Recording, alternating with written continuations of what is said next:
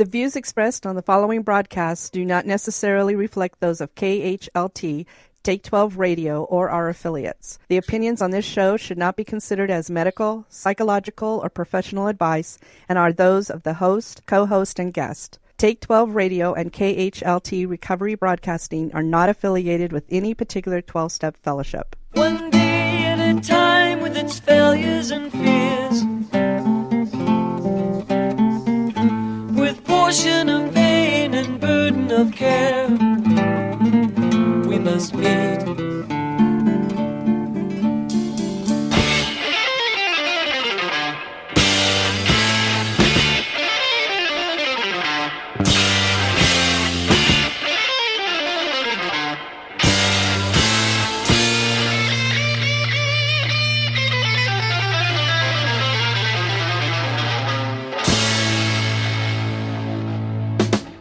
Welcome to Walking Through the Language of the Heart, a journey into the Grapevine writings of Alcoholics Anonymous co-founder Bill W. And now, here are your co-hosts, Chris S. and the Monty'man.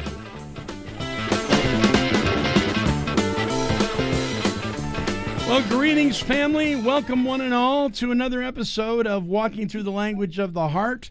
Chris S. is on the phone with me right now, getting ready to explore yet another article, Article 13, Episode 13. Chris, tell the listeners, from maybe those who have never tuned in, tell the listeners, maybe for those who've never tuned in, what are we doing? What is this book all about? Well, the principal architect of Alcoholics Anonymous and the 12-step recovery methodology did a series of writings in the Grapevine magazine. The Grapevine magazine became like the AA's meeting in print, they would call it, right? And it was published monthly through Alcoholics Anonymous. And Bill, if Bill submitted an article, he didn't have too many rejection letters, right? And so following these articles that he wrote, it's a beautiful look at, say, the second 20 years of Alcoholics Anonymous and what was going on there and how it was being built and what was going to be the guiding principles. So, there's a topic a week.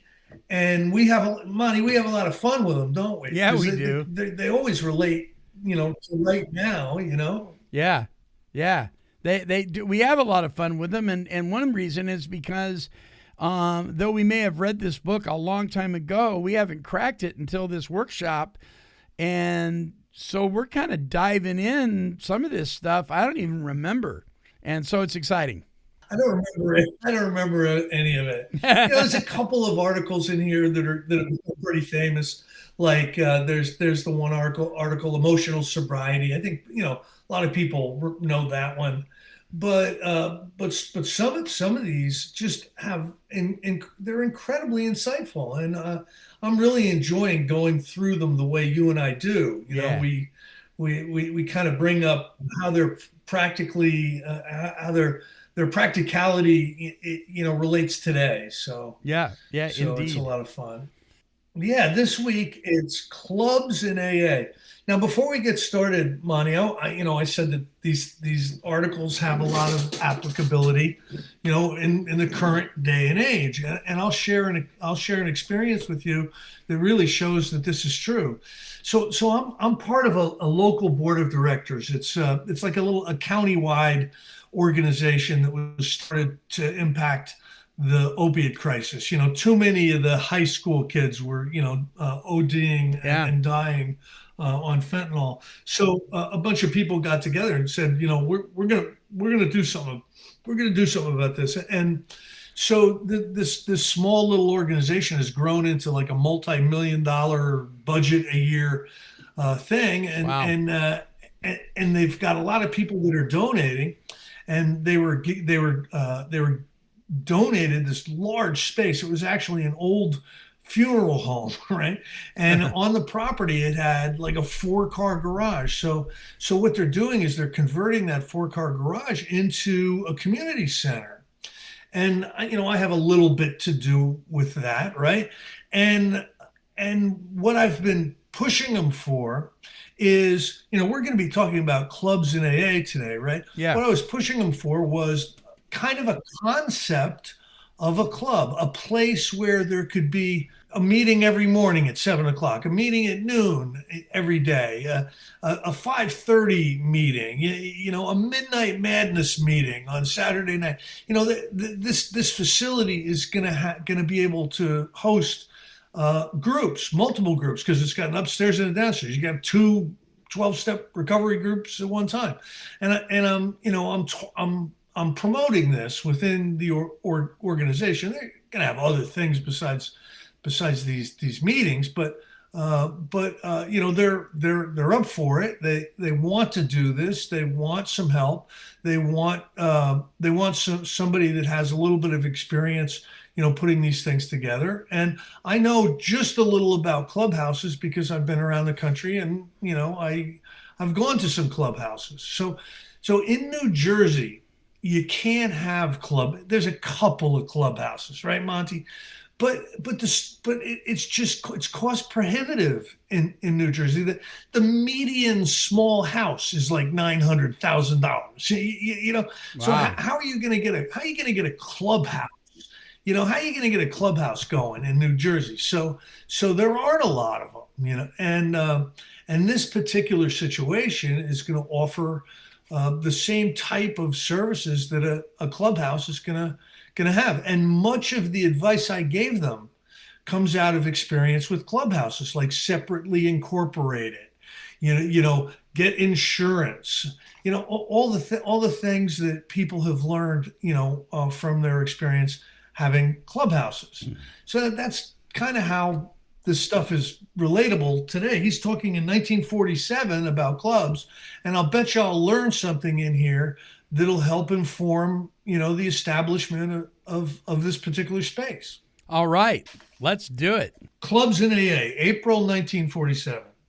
The club idea has become part of AA life. Scores of these hospitable havens can report years of useful service. New ones are being started monthly. Were a vote taken tomorrow on the desirability of clubs, a sizable majority of AAs would record a resounding yes.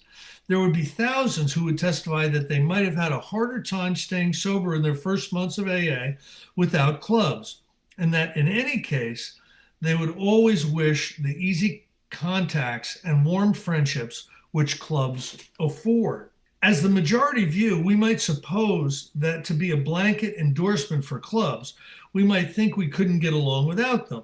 We might conceive them as a central AA institution, a sort of 13th step of our recovery program, without which the other 12 steps wouldn't work. At times, club enthusiasts will act as though they really believed we could handle our alcohol problems by club life alone.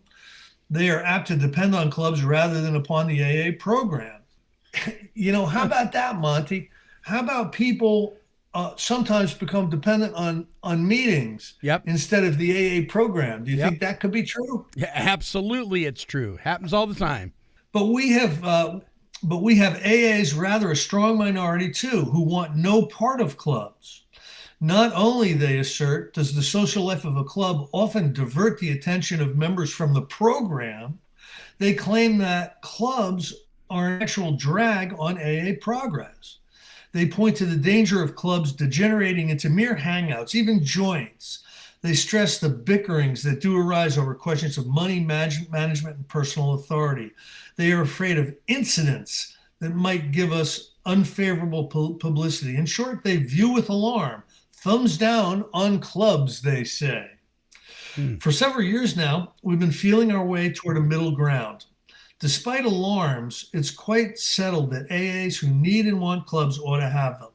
So the real concern is not whether we shall have clubs, it is how we shall enhance them as assets, how we may diminish their known liabilities, how we shall be sure in the long future that their liabilities do not exceed their assets. Monty, do you have clubs in your area? Do you have clubhouses?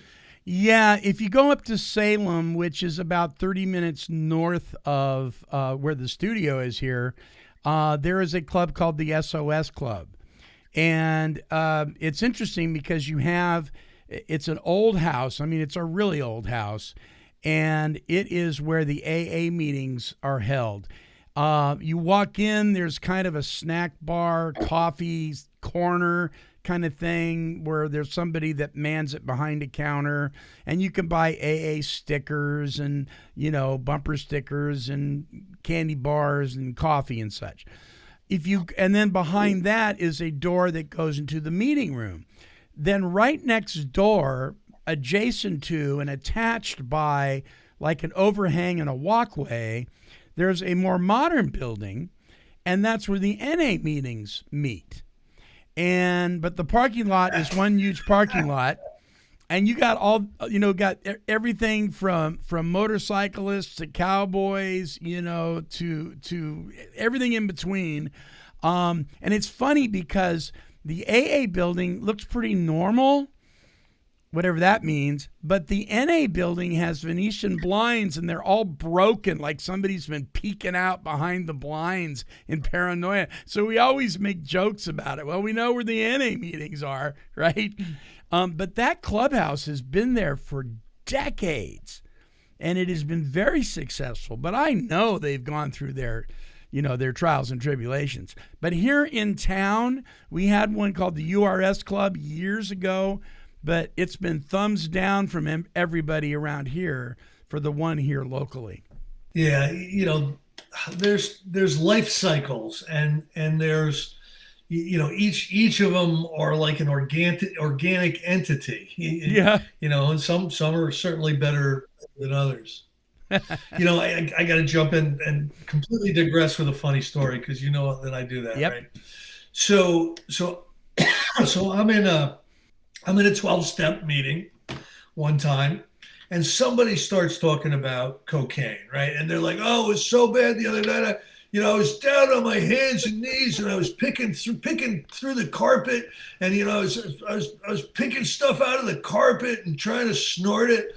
And somebody from the back of the room goes, "Crummin'," like that, like it's a thing, I thought that was really funny. Oh, wow.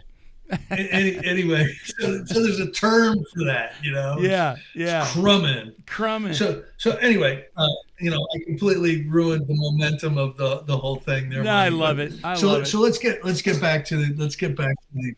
Okay. Let's get back here. So it says our four largest AA centers, 2 are club-minded and 2 are not. I happen to live in one which is. The very first AA club of all was started in New York.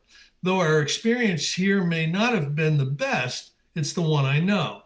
So, by way of portraying the principles and problems we need to discuss, I shall use it as an average illustration of club evolution rather than as a model setup. When AA was very young, we met in homes. People came miles, not only for the AA meeting itself, but to sit afterward at coffee, cake, eager intimate talk. Alcoholics and their families had been lonely too long. Then homes became too small. We couldn't bear to break up into many little meetings, so we looked for a larger place. We lodged first in the workshop of a tailoring establishment, then in a rented room at Steinway Hall. This kept us together during the meeting hour.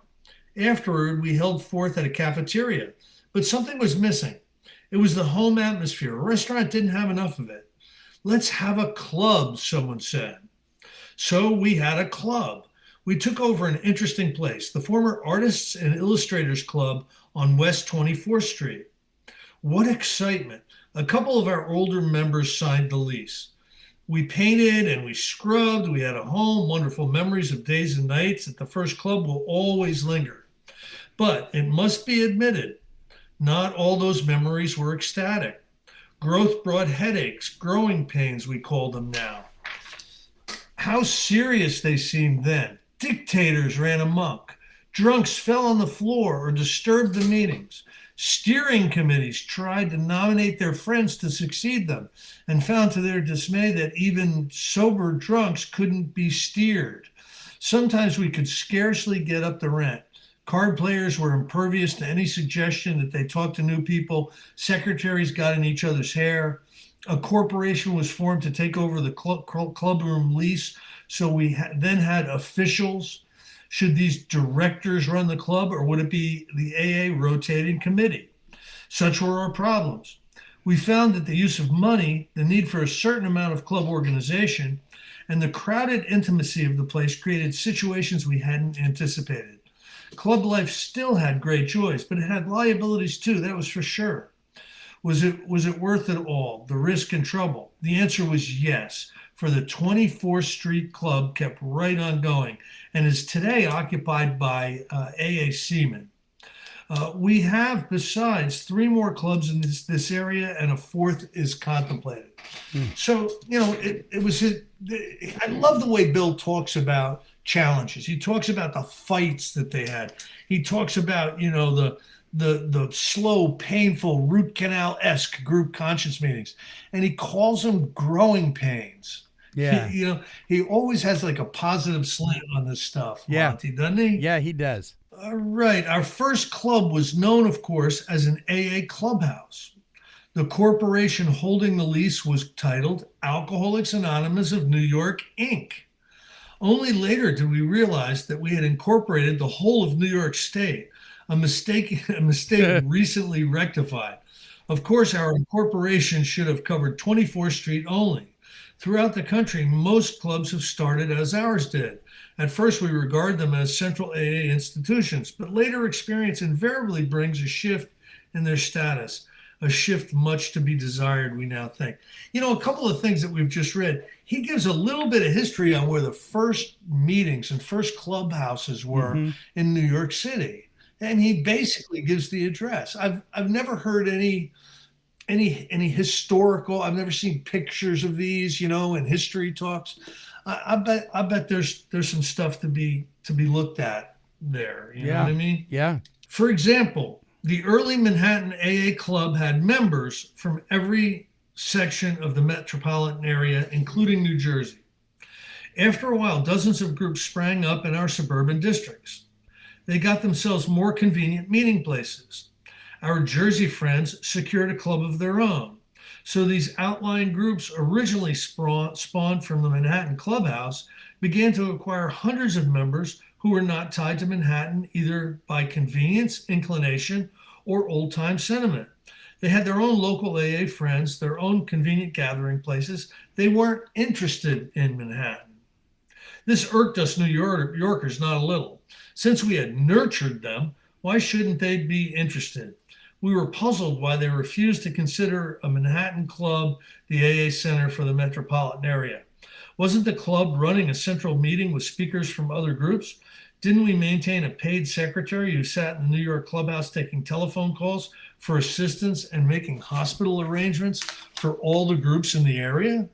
Of course, we thought our outlying groups ought to financially support the Manhattan Club.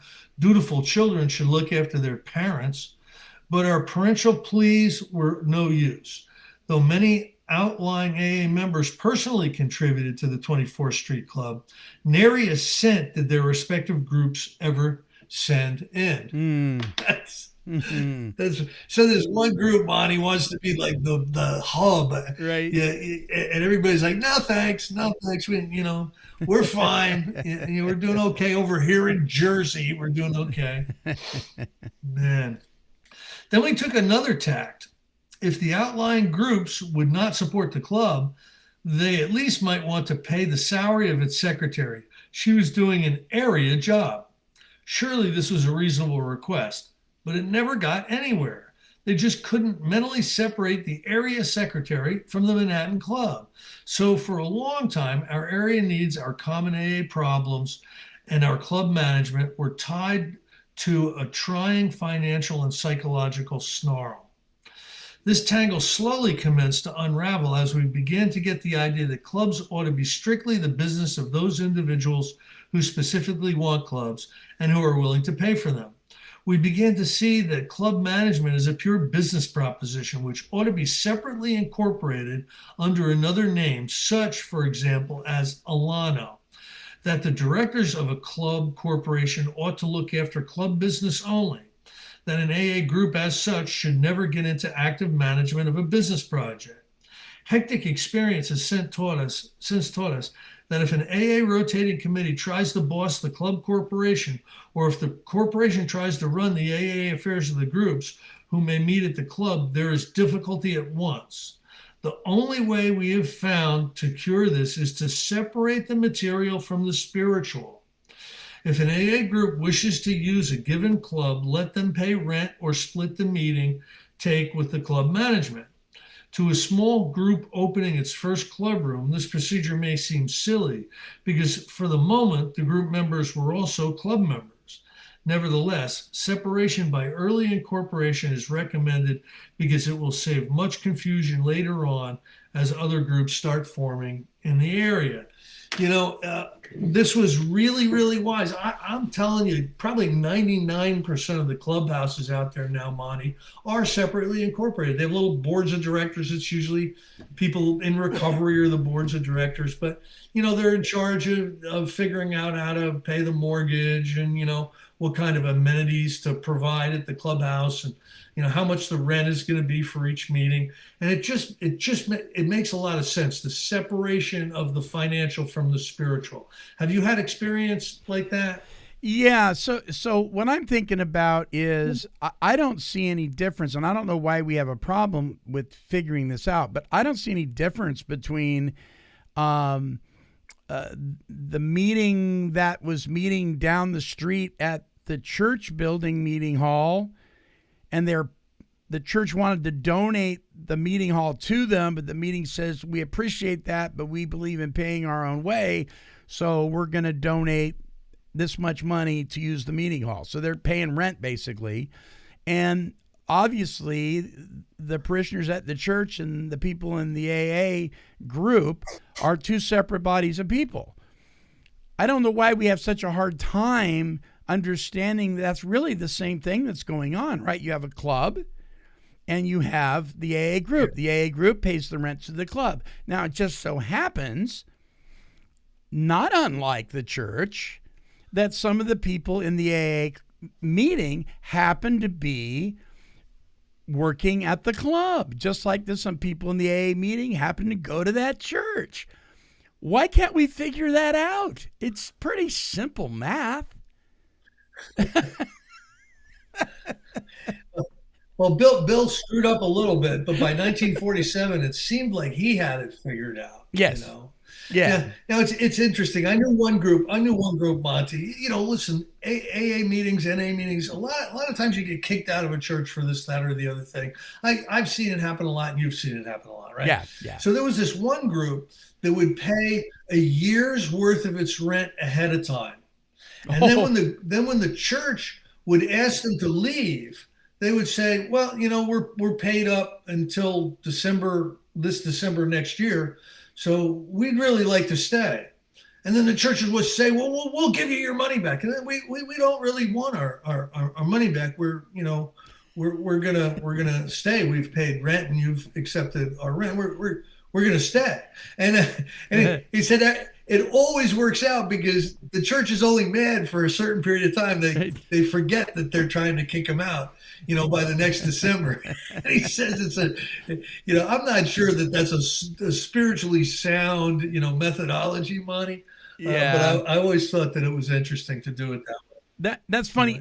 So when people when they're in an AA group or any 12-step group that is sharing a club with another fellowship, there always comes the question of, well, part of my service work commitment for my own program is to donate some of my time, making the coffee and the brownies and, behind the snack bar desk or whatever, or maintaining the pool table in the library or opening up in the morning or whatever. I don't think there's anything wrong with that. Do you? Listen, motive means something in situations like that.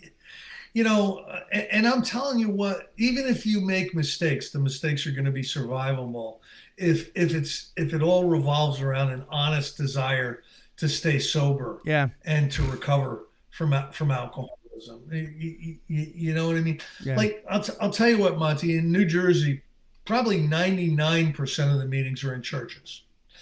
And it's really cool how these churches leave us alone. In other words, they believe in the anonymity to the point where you never see them. Right. So you will be given a key. You'll be told where all the coffee pots are, and then you'll never see the minister or the priest again.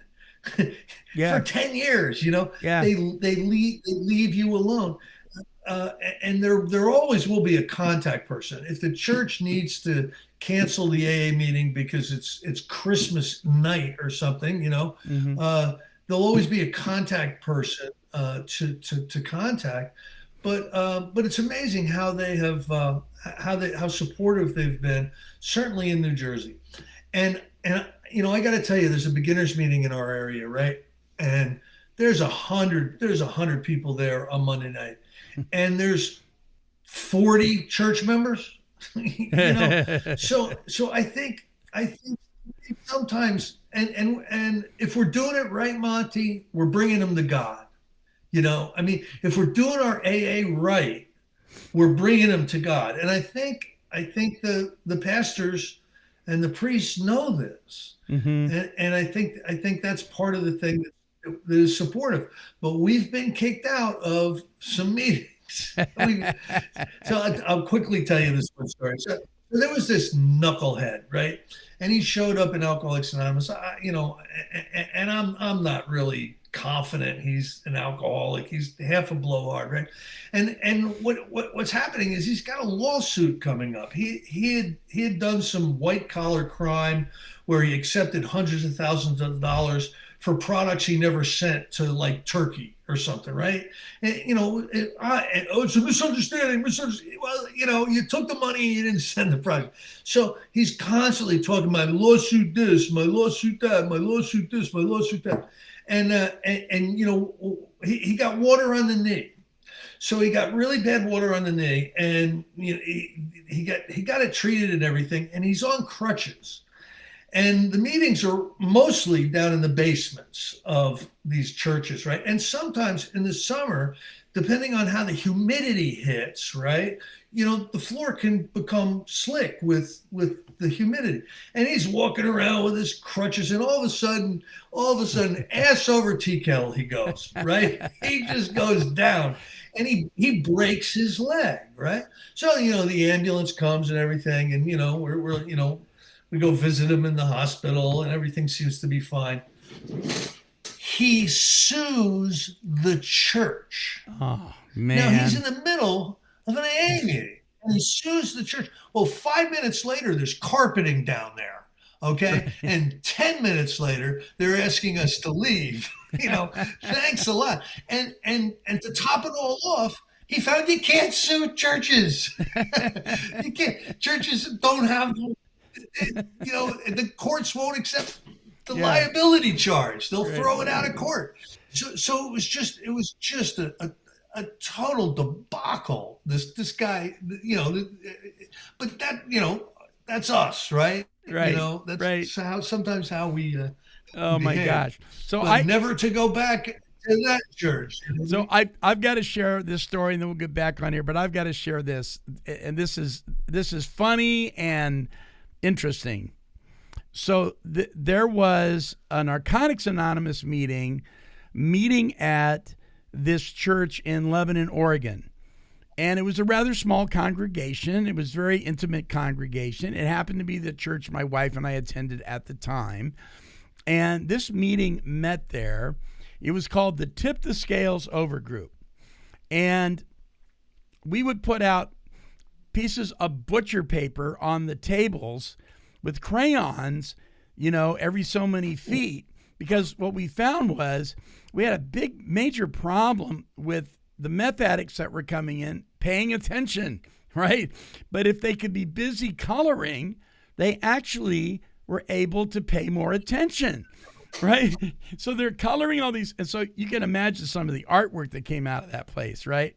Well, it just so happened that many of the people in that meeting started going to that church on Sunday. And it ended up all 25 members at one time that were in attendance to that meeting ended up going to that church, developing a relationship with God. And you know what? Every single one of those people, with the exception of one guy that I know, they have stayed sober today.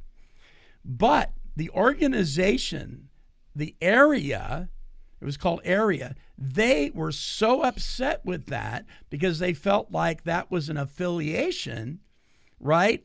They refused to print that meeting in the schedule after that. I was like, seriously? So we are a mixed bag of just strange goings-ons when it comes to meeting halls, clubs, and places, I think. And it all started with tweaker art. Yeah, right. Tweaker art is great. Oh my! You never know what the catalyst will be. All right. Let's see here. Questions are often asked: who elects the business directors of a club? And does club membership differ from AA membership? As practices vary, we don't quite know the answers yet. The most reasonable suggestions seem these: any AA member ought to feel free to enjoy the ordinary privileges of an AA club, whether he makes a regular voluntary contribution or not. If he contributes regularly, he should, in addition, be entitled to vote in the business meetings, which elect the business directors of his club corporation. This would open all clubs to all AAs, but it would limit their business conduct to those interested enough to contribute regularly. In this connection, we might remind ourselves that in AA, we have no fees or compulsory dues. But it ought to be added, of course, that since clubs are becoming separate and private ventures, they can be run on other lines if their members insist. That's something that I don't think moved forward. Like only people who pay dues can vote, in the group conscience or something. I think that's been abandoned. Yeah. But you don't see too many of Bill's suggestions getting abandoned. So club evolution is also telling us this: in none but small communities are clubs likely to remain the principal center of AA activity.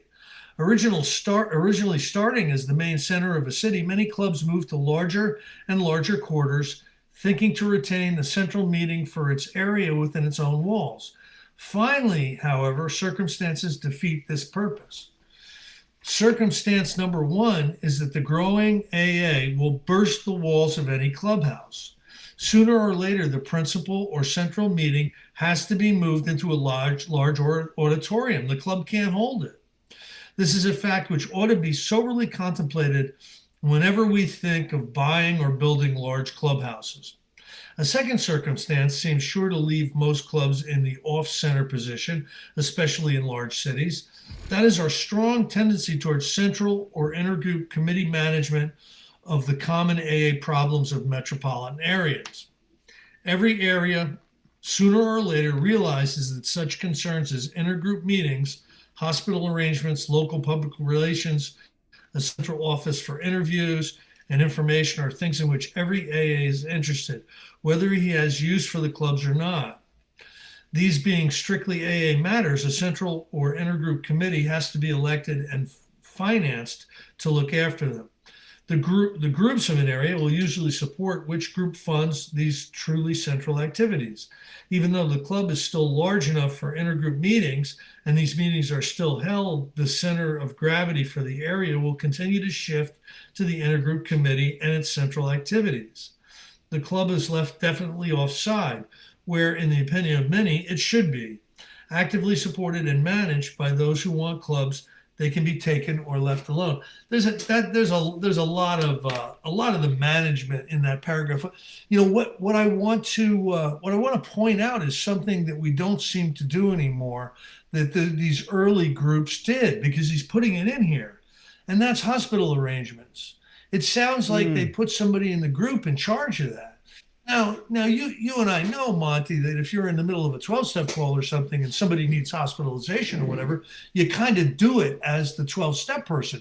You don't go back to your group and say, hey, so-and-so needs hospitalization, get on it. Right. So that's kind of something I think that's changed, right? Yeah. I mean, they used to, though. I mean, go back far enough before clubs ever existed. They threw guys in the back of their cars and drove them to the mental institutions, right? Sure. Yeah. But he's basically saying that the intergroup committees, the club managers, will make hospital arrangements. Interesting. And maybe I'm reading it wrong, but that's something I think that's kind of changed too, and something that I think has changed, money, and not really for the better. In my experience in the recovery world is, when I first came around, there was a lot of cooperation, not affiliation, but there was a lot of cooperation with treatment centers, a lot of treatment commitments, right? A lot of treatment centers trying to get contacts in AA groups listen, go to a meeting the first day you get out of treatment, and they would have a contact, and that contact would go get them and bring them to their first meeting. And then, AA members would go speak in the meetings, and they'd multiple meetings in multiple treatment centers every week, right? Yeah. And there just seemed to be a lot of cooperation, not affiliation, more than there is now. Now these commitments are fewer and further between. I'm lucky enough to have picked one up. Every Wednesday night, right. I go to a treatment center and hopefully carry a message of recovery. But they're not. Most of us had the ability to do that 30 years ago, and that's not true today. At least not in my area. Well, how about in your area? Yeah, I don't see it as much either. It was almost, even though they weren't affiliated, it was almost part of the treatment's protocol to have an NA, a small representation from NA or AA or both, sometime during the evening or during the day, and it usually was 3 or 4 people that would come, not just one guy. That was kind of the rule of thumb. You don't do it by yourself. That would go and have a service commitment. It was part of the service commitment to go to the treatment center, just as well as the institutions to go to the local county clink, down to the jail. What happened with the jail system, though, is the people that were bringing the meetings to the jail got so flaky and stopped showing up when they were supposed to. Pretty soon the sheriff just said, forget it, we don't want you back, But as far as treatment goes, I don't know. I very rarely ever hear the term H&I anymore. Hospitals and institutions. I don't hear that often. It's a shame, too, because, I first heard the message of recovery in an institution. They were bringing meetings into the treatment center that I was in, and I made a contact. One of the individuals that was bringing meetings in became my contact, who became my sponsor for my first 4 years. So it was a very, very important connection to me. But there's so many different things out there now. There's a lot of IOPs. There's not the residential treatment center thing that used to be the thing. Yeah. And they would have outpatient, but you would go to outpatient after you went to inpatient. Today it's 95% outpatient. You just go to one outpatient after another, in between your relapses. What I mean? Yeah. And it's just a different world. Well, it's a different world now. I know of a couple of centers that treatment facilities rather, that the 12-step fellowships don't come to them. They come to the 12-step fellowship, right? They go on their afternoon walk with the guys and gals and go to the loony noony, right? Or they load up the treatment van and they'll go. That seems to be more of that seems to go on than the other way around. There was an experience I had back in my first couple of years. I was part of this home group, and it was such a cool home group because there was a lot of people my age, and we were all doing the sober dances and the sober volleyball. We were dating each other, and I mean, it was a lot of fun. It was like 1992 Alcoholics Anonymous, right? And there was a treatment center right up the street from our home group, and they'd load up the bus, right? They'd load up the bus and they'd bring them down. And, hi, my name's so-and-so, and I'm an alcoholic. Hi, my name's so-and-so, I'm an alcoholic. Hi, my name's so-and-so, I'm an addict. Hi, my name's so-and-so, I'm a drug addict. Now, listen, I believe in singleness of purpose. I believe in that. I'm a singleness of purpose guy.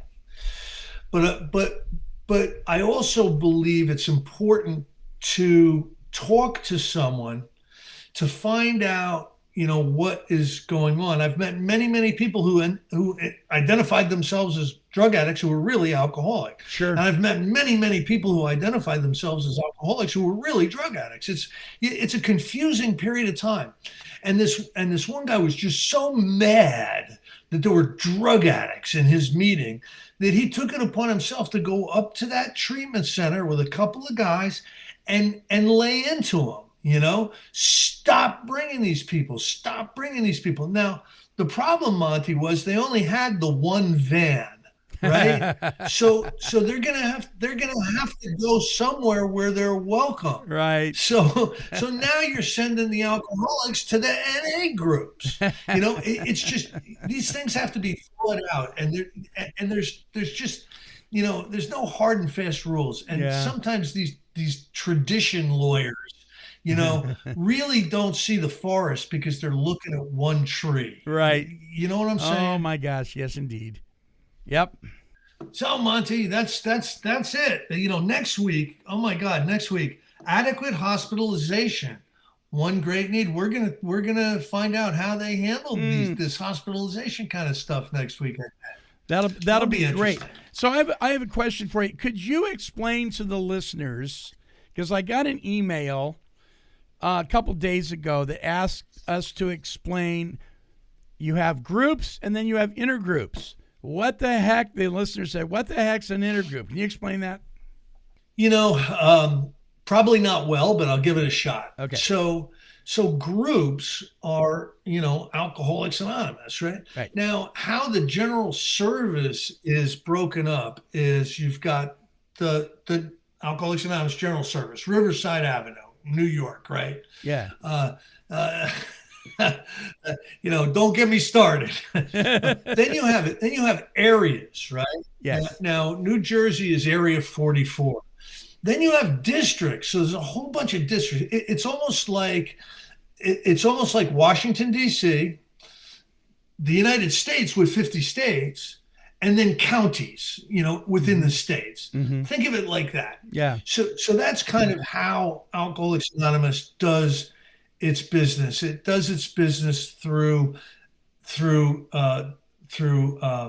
districts, up to areas up to general service, or the larger the larger get-togethers. There's all kinds of get-togethers with all that sort of stuff. Now, intergroup is a support structure, and I hope I'm getting this right. Is a support structure that does a few things. It will in many cases be the hotline for people who want help with Alcoholics Anonymous. They'll arrange to have someone answer the phone over the course of time. They also put meeting books together, so they have kind of an organizational capacity to be able to know about where the meetings are, who the contacts are at the meetings, what kind of meetings are they, can we put them in the book, are they open, closed, whatever. And they do a lot of organization like that. They publish, the intergroup basically does a lot of other things. They sometimes provide a lot of the literature to different places, but it's kind of outside of the district, the area, and general service, but it's a support organization. So I hope that's accurate. Yeah. I've never been a intergroup rep or anything like that. I've met a few of them. I wouldn't let them date my daughter, but I know just generally about them. So the last time I was in an intergroup office, it was very dark. It was like walking into Edgar Allan Poe's library. I mean, that's all I can think of it. Like there was like a stuffed raven on the shelf, and then there was a whole wall of AA big books, and then there was a whole wall of 12 and 12s, and there were grapevines everywhere, and there was some other literature. Oh, there was a whole wall of IP pamphlets, in large quantities and stuff, and they would supply meetings with this material if and when the meetings weren't able to get it, wherever else they were getting it from, whether it was a recovery store down the street or whether it was from AA itself, And so they were kind of like a backup. They also issued the beepers. That was back when we had beepers, for the volunteers that would answer the AA hotline. So, and there was usually a person there maybe twice a week for a couple of hours, and that was it, right? But that was the only place you could find bumper stickers and triangle decals and stuff like that. But that was years ago. I haven't actually seen an intergroup office in a long time. So I'm sure they still exist. So I'm going to say something that'll probably get me criticized, but I really believe this. I mean, I believe this from the bottom of my heart. Is this: you have the recovery leg of the stool, right? And that's the 12 steps as it's laid out in the book Alcoholics Anonymous. You have unity, which is the groups and how we bond together, singleness of purpose, one day at a time, with a desire to not drink. And then you have service, right? Now, what I've seen in my area that really turned me off is this: I don't think you should be allowed in service. I don't think you should be allowed to be a GSR or a DCM or any of that until you've gone through all the 12 steps. You need to have made all your amends. You need to be praying and meditating. You need to be sponsoring other people and taking them through the big book.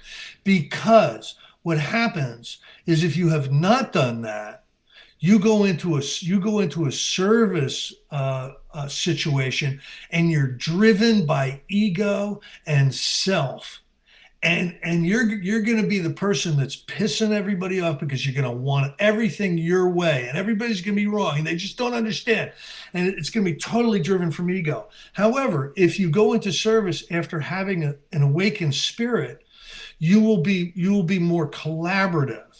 You will understand that you may not be the one that's right in a dispute, and be okay with that. Yeah, you know what I mean. Yeah, and I've shared this a couple of times at meetings where it's like it's a Saturday where somebody speaks on the steps, somebody speaks on the traditions, and somebody speaks on the concepts.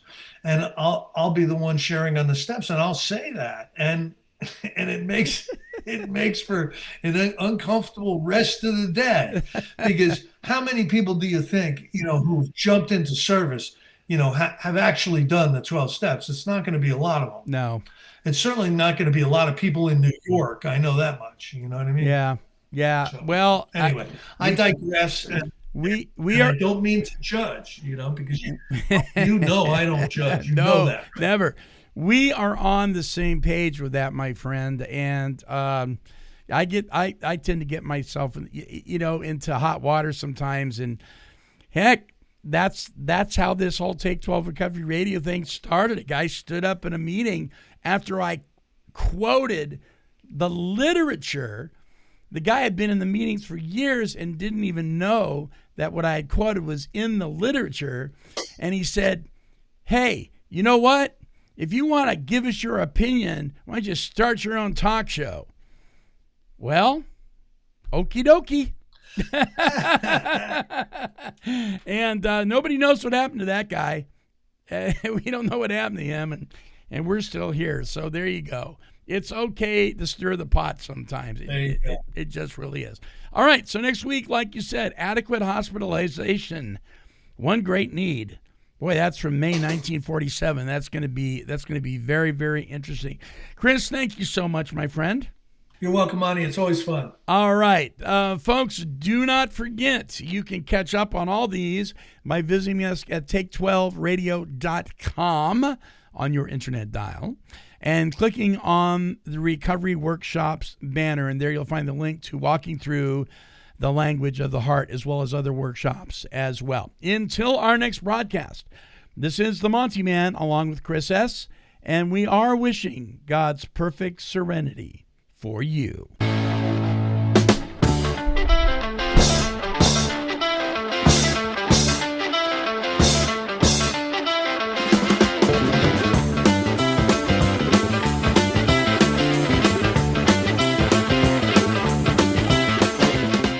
For more recovery workshops with Chris S. and the Monty'man, visit our website at take12radio.com and click on the Recovery Workshops banner.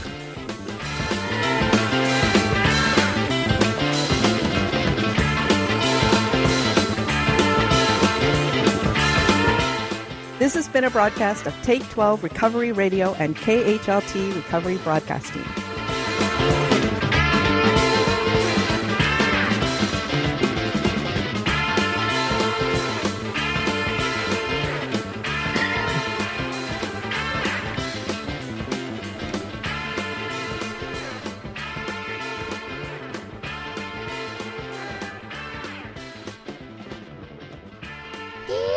Kitty, kitty, kitty, kitty.